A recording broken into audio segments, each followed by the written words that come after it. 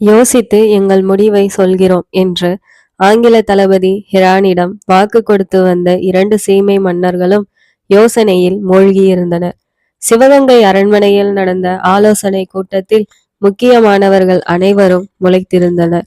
அனைவர் முகத்திலும் அச்சம் கலந்த பரபரப்பு தெரிந்தது. சிலம்பு வாத்தியார் வெற்றிவேல்தான் முதலாக வாய் திறந்தார். 2 சீமை மன்னர்களுக்கும் எனது பணிவான வணக்கங்கள். ஆங்கில தளபதி ஹெரான் நெற்கட்டான் செவ்வல் பாளையத்திற்கு வரி கேட்டு சென்றிருக்கிறார். அந்த பாளையத்தின் மன்னர் புலித்தேவர் வரி கொடுக்க முடியாது என்று உறுதியாக மறுத்திருக்கிறார். அதனால் பெரும் படை கொண்டு புலித்தேவரை அடக்க ஹெரான் முயன்றிருக்கிறான். இறுதியில் தமிழர் படைகளே வெற்றி வாகை சூடியிருக்கின்றன. அதனால்தான் ஹெரான் நம் துணையை நாடியிருக்கிறான்.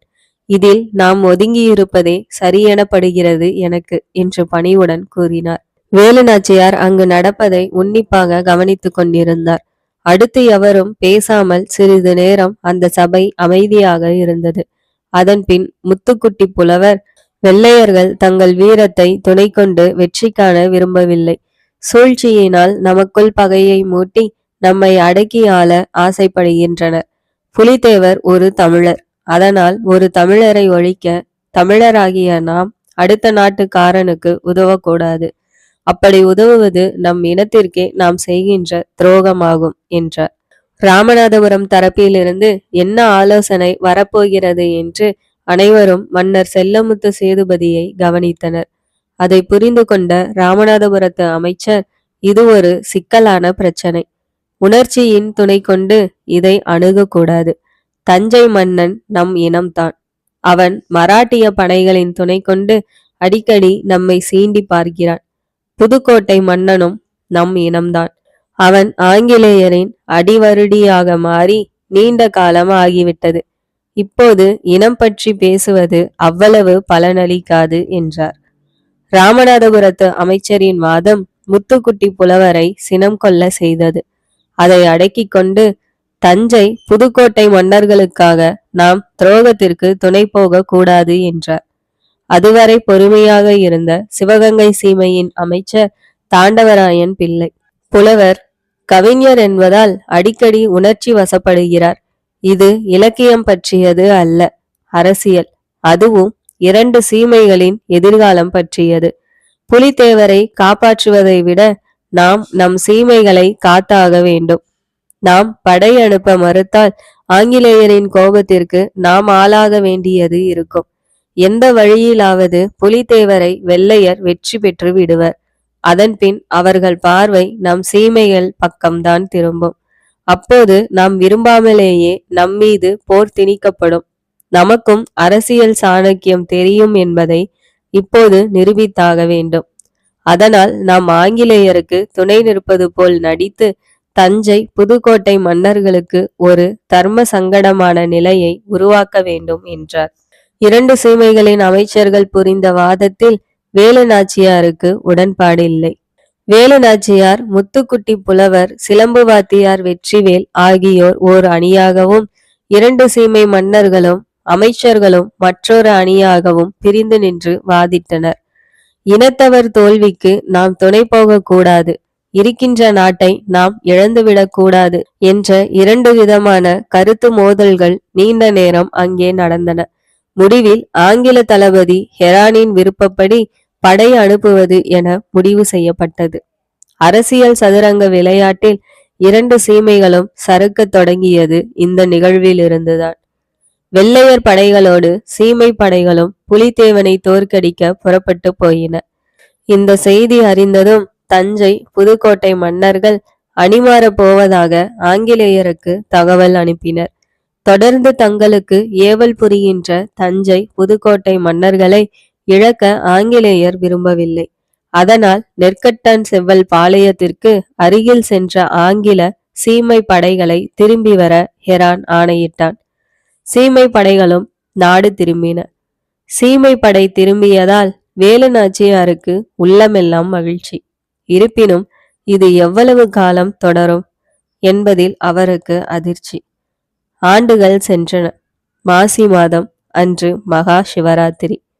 இரவு முழுவதும் விழித்திருப்பதன் மூலம் புண்ணியம் பெறலாம் என்பது ஐதீகம். ஆஸ்தான கவிஞர் முத்துக்குட்டி புலவரை அழைத்த மன்னர் முத்துவடுகநாதர், இன்று இரவெல்லாம் மக்கள் விழித்திருப்பர். அதுபோன்று நானும் ராணியும் விழித்திருக்க விரும்புகிறோம். அதனால் நீங்கள் விடிய விடிய ஒரு கதை சொல்ல வேண்டும்.